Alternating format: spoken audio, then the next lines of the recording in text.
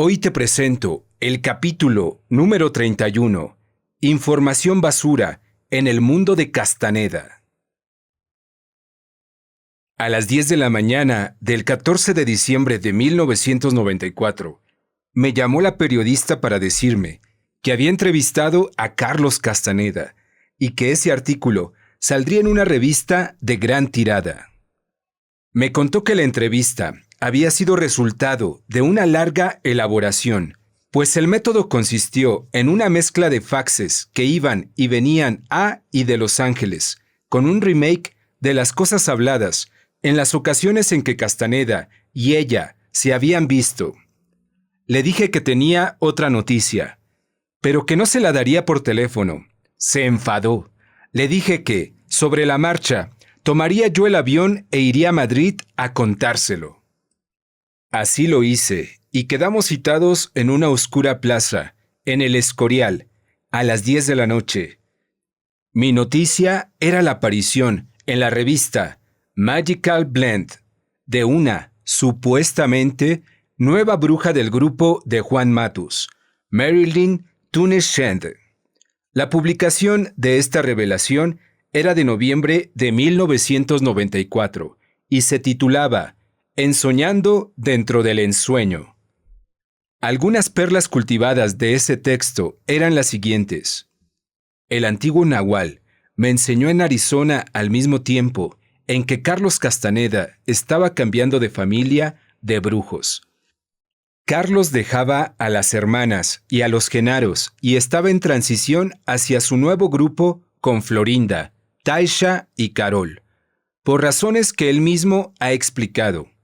El problema resultante de esto fue un hueco dejado en el grupo original y la precariedad de Carlos para con la tarea que le dejó el Nahual.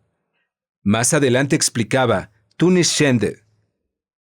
Yo estaba en ese tiempo viajando a través del suroeste de USA y México, recuperándome de la muerte de mi novio.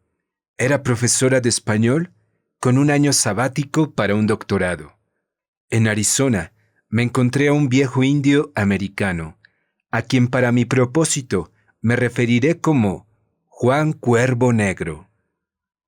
Marilyn decía que fue entrenada por él en algunas prácticas mágicas, entrenada separadamente y luego enviada a México, donde encontré a Carlos, a su grupo original y a un consumado maestro del ensueño, al cual llamaré Florentín.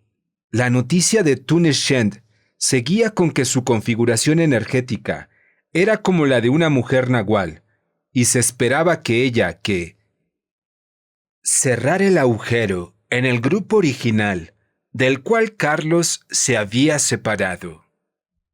Marilyn seguía diciendo que, para una persona ordinaria, puedo decir que considerar la vida como un sueño en el que se permanece despierto es una de las más valiosas meditaciones en cualquier disciplina.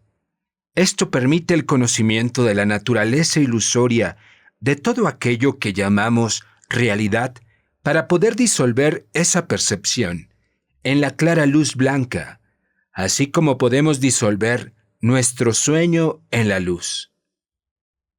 Esta frase tenía todos los ribetes de una mezcolanza entre budismo tibetano y brujería mexicana de Castaneda, lo cual constituyó una tentación para todo aquel que conociera ambas tradiciones.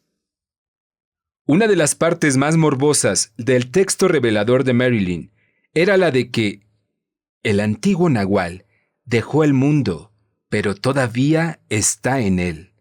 Él dejó el planeta, pero él es todavía capaz de formar parte de la vida del planeta, si los designios del poder lo crean y abren. Algunos de nosotros consideramos un regalo la continua posibilidad de su presencia y el cómo saber llegar a él. Este es el camino que hay que pensar. Townshend se refería a don Juan Matus.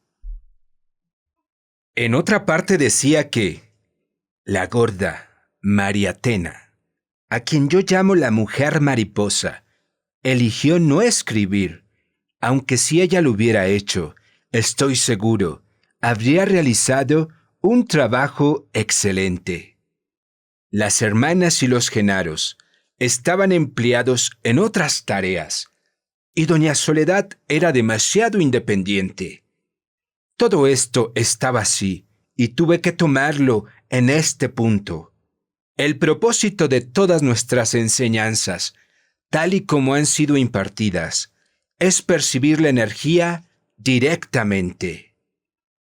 Marilyn Townshend se embarcaba luego en la descripción de una historia al estilo castanediense con un tal Don Florentín, con quien batalló en Catemaco, una ciudad mexicana que rápidamente la periodista y la fotógrafa me reconocieron como de inmenso prestigio brujeril. Al final, Marilyn Townshend se presentaba como residente en el suroeste de USA y becada por la National Endowment for the Humanities para investigar al pueblo maya. Nos desconcertamos ante esto.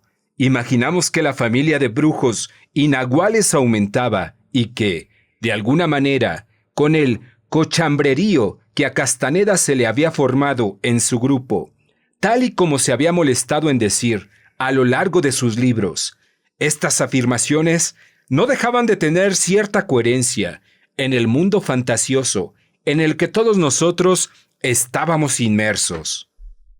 La fotógrafa opinó que esta autora no se llevaba bien con Castaneda y que tal vez pertenecía al grupo de la Gorda. La periodista y su amiga me expresaron, como noticia de primera mano, que, posiblemente, en enero de 1995, vendría otra vez Castaneda a España. Y me comunicaron que la entrevista, que aparecía en una revista en castellano, la trataron a través de Fausto, a partir de su último viaje a México, lo que me coincidía con las manifestaciones del psicólogo en otro viaje anterior mío a Madrid. Cuando me reveló que la periodista era la única a quien Fausto recibía en uno de los emporios editoriales de México, que publicaba la obra de Castaneda. En el conversatorio me enteré de que la lista de la recapitulación hay que hacerla antes de empezar a recapitular, y que normalmente ocupa una docena de miles de personas. Entendí una vez más que, si eso era así, la información para salvarse en el infinito era privilegiada para algunos, pues la profesora de preescolar y yo llevábamos haciendo otra cosa hacía 3 años, y nadie nos había corregido ni se había preocupado por nuestra operativa, a no ser que, supuestamente, hubiéramos estado asistidos invisiblemente en el otro cuerpo, en el cuerpo de ensueño. Me reiteró la periodista que elaborar la lista para la recapitulación era una tarea impepinable, que se lo dijeron a saber dónde y cuándo, pero ese era bagaje de su secreto, el secreto que mantenía a estas dos jerarcas, la periodista y la fotógrafa, en una posición de poder cercana al nahual, al menos la posición más cercana que había en el grupo de Madrid. Le comenté a la periodista que me había enterado de buena tinta de que los derechos de publicación de los libros de Carol o de Florinda se podían comprar por unos $24,000. La periodista me informó que los videos de Tensegridad estaban siendo preparados en USA y que se tardó en rodarlos 14 horas. Que el artista y monitora de Tensegridad, Kyle, permanecía al final igual que al principio, sin el más mínimo cansancio.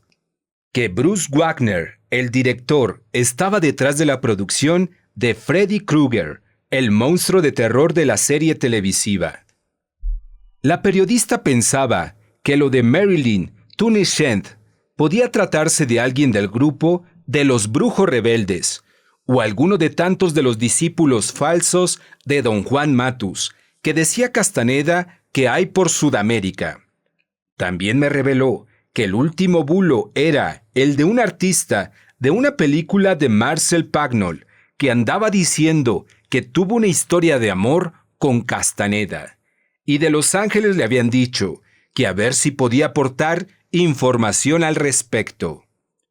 Me comunicó, como un secreto, que todos los agentes literarios y editoriales del Nagual formaban una asociación o red de gentes vinculados a él y que le seguían en la práctica de la disciplina de la brujería. Cuando regresé a Gran Canaria, llegué al aeropuerto y nos paró, a otro señor y a mí, la policía. ¿Qué ocurre? ¿Qué ocurre?, preguntamos insistentemente. Esto debe de ser un error. Decíamos ambos que además éramos conocidos por nuestros artículos periodísticos en la región. Sí, eso dicen todos, comentaba la policía mientras nos llevaba a una mazmorrilla de retención en el aeropuerto, donde nos obligaron a desnudarnos y posar en calzoncillos. Nos tuvieron detenidos unas horas porque perseguían a un narcotraficante apellidado Morales, que también era el apellido de nosotros dos. Terminamos ambos, Morales. Una vez nos soltaron, tomando whisky y café con leche en el bar del aeropuerto, al lado de un negro yoruba vestido con una túnica blanca, que jugaba al ajedrez con un ordenador.